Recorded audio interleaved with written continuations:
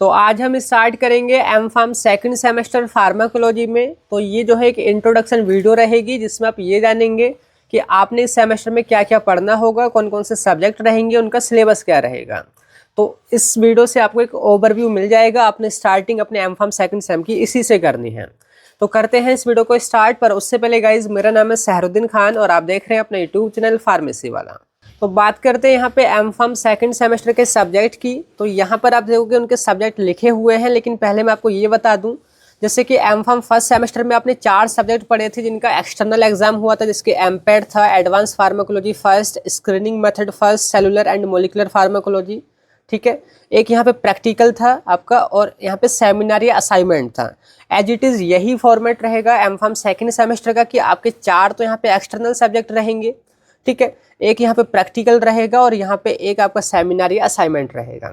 ठीक है, तो कौन कौन से सब्जेक्ट रहेंगे यहाँ पे, जैसे कि पहला है एडवांस फार्माकोलॉजी सेकंड, जो पार्ट 1 था यहाँ पर एडवांस फार्माकोलॉजी 1, उसका ही नेक्स्ट पार्ट यहाँ पे है।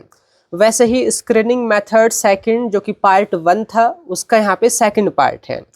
फिर थर्ड आपका एक न्यू सब्जेक्ट रहेगा यहाँ पे, वो है principles of drug discovery, and एक और रहेगा क्लिनिकल रिसर्च एंड फार्माकोविजिलेंस। तो अब हम इनके बारे में देखेंगे कि कौन कौन से सिलेबस में क्या क्या आपने पढ़ना है सब्जेक्ट में। तो सबसे पहले आपका रहेगा यहाँ पे सेकंड सेमेस्टर में एडवांस फार्माकोलॉजी सेकंड, जैसे कि मैंने अभी आपको बताया, जो पार्ट 1 आपने इसका पढ़ा था एम फार्म फर्स्ट सेमेस्टर में, उसका ही ये नेक्स्ट पार्ट है, वहीं से चीज़ें कंटिन्यूस हैं।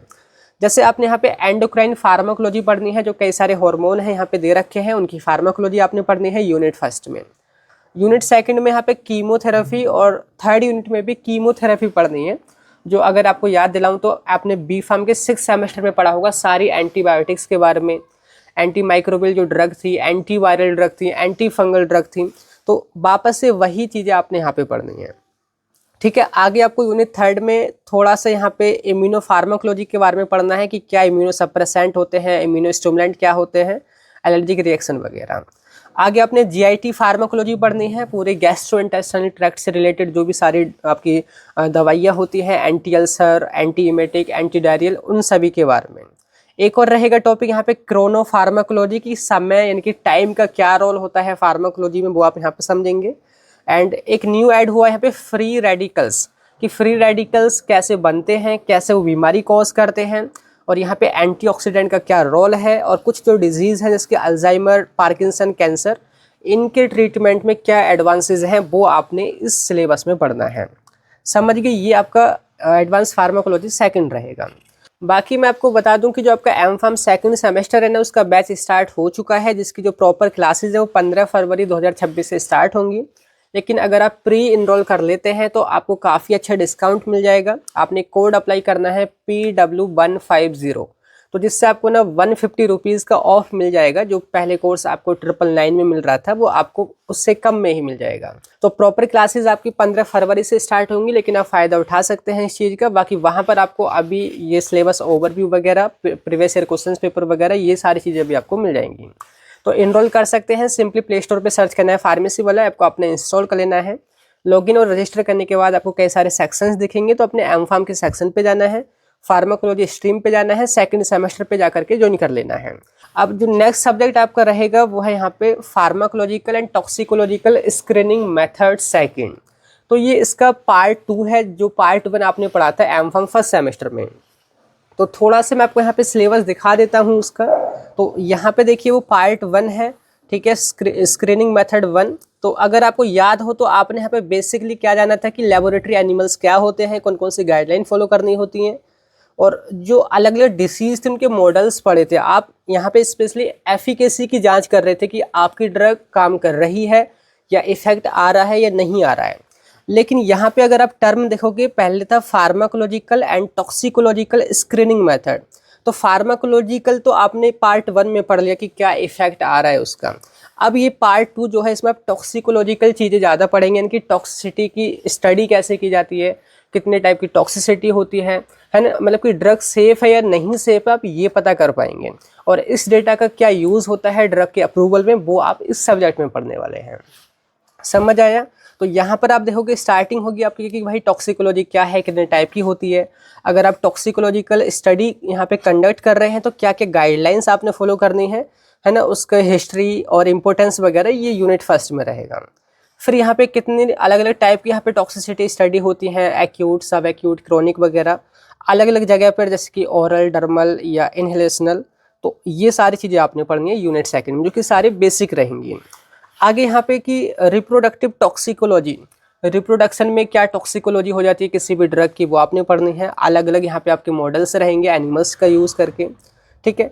जीनोटॉक्सिसिटी आपने पढ़नी है, जीन में क्या टॉक्सिसिटी हो जाती है किसी भी ड्रग वगैरह की। और कार्सिनोजेनेसिटी स्टडी आपने यहाँ पे पढ़नी पड़ेंगी, ठीक है। अब ये जो सारी आपने टॉक्सिकोलॉजिकल स्टडी करी है, इनका जो यूज़ है वो ड्रग की सेफ्टी को अप्रूव या प्रूव करने के लिए मतलब ये यूज़ किया जाएगा।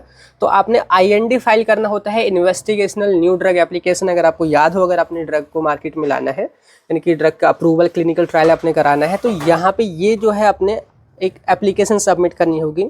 तो सारा डेटा उसमें सबमिट करना होगा। तो कैसे सबमिट करते हैं, क्या उसकी इंपॉर्टेंस है, वो आप यूनिट 4th में पढ़ोगे। आगे यहाँ पे यूनिट 5th में टॉक्सिकोकाइनेटिक्स आप पढ़ोगे कि कैसे कोई भी टॉक्सिक जो ड्रग है उसका एब्जॉर्प्शन, मेटाबॉलिज्म वो कैसे होता है, किसी भी ऑर्गन को कितना अफेक्ट कर रही है, कैसे वो बॉडी से बाहर निकलती है, कब टॉक्सिक हो जाती है, वो सारी चीज़ें आप यहाँ पे पढ़ने वाले हैं। तो ओवरऑल यहाँ पे सारा कुछ आप टॉक्सिसिटी से रिलेटेड पढ़ने वाले हैं पार्ट 2 के अंदर। इसके बाद देखिए जो तीसरा जो आपका सब्जेक्ट है वो आपका नया सब्जेक्ट रहेगा, वो है प्रिंसिपल्स ऑफ ड्रग डिस्कवरी। जैसे कि नेम बता रहा है कि कैसे ड्रग की डिस्कवरी होती है, उसकी सारी चीज़ें आप यहाँ पे पढ़ने वाले हैं। जैसे कि यूनिट 1 जो रहेगी आपकी, यहाँ पे है an overview of modern drug discovery process, कि आजकल के टाइम पर जो ड्रग की डिस्कवरी होती है तो क्या प्रोसेस है उसकी। जैसे पहले टारगेट को आइडेंटिफाई करते हैं, टारगेट को वैलिडेट करते हैं, लीड को आइडेंटिफाई करते हैं, लीड का ऑप्टिमाइजेशन करते हैं, तब जा करके हमारी कोई एक पर्टिकुलर ड्रग बाहर निकल करके आती है। अब इसमें कितनी लागत लगती है, कितना टाइम लगता है, सारा खर्चा वगैरह वो इकोनॉमिक्स आप पढ़ोगे, इनकी बेसिक चीज़ आप यहाँ पे पढ़ने वाले हैं, ठीक है।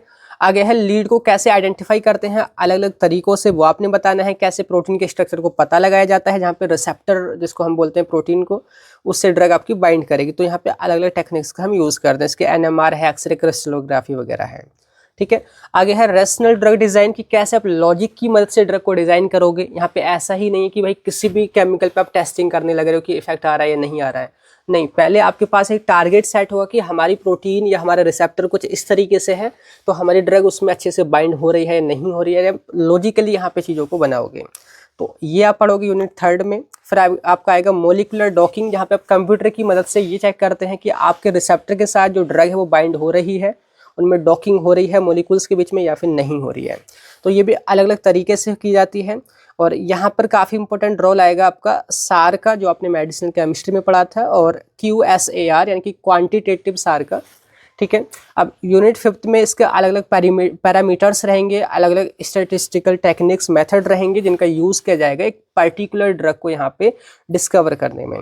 तो ये आपका प्रॉपर सब्जेक्ट रहेगा ड्रग डिस्कवरी से रिलेटेड, ठीक है। अब ऐसे ही आपका एक और सब्जेक्ट है यहाँ पे, वो है क्लिनिकल रिसर्च एंड फार्माकोविजिलेंस। ये भी आपका एक्सटर्नल सब्जेक्ट है।